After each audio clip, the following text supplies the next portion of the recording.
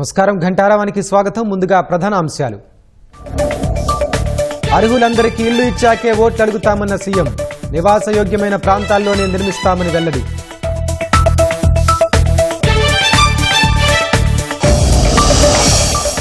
రేపు ఉదయం 11 గంటలకు ఇంటర్మీడియట్ ఫలితాలు. ఆన్లైన్తో పాటు వాట్సాప్ ద్వారా తెలుసుకునే అవకాశం.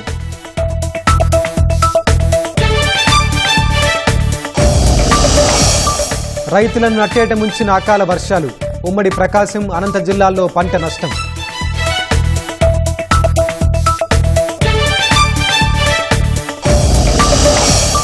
తమిళనాట బీజేపీ అన్నాడీఎంకే మధ్య కుదిరిన పొత్తు.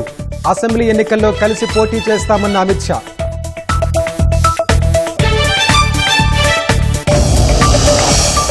ఒంటిమిట్టలో వైభవంగా కోదండరామయ్య కళ్యాణం. స్వామి అమ్మవార్లకు పట్టు వస్త్రాలు సమర్పించిన సీఎం.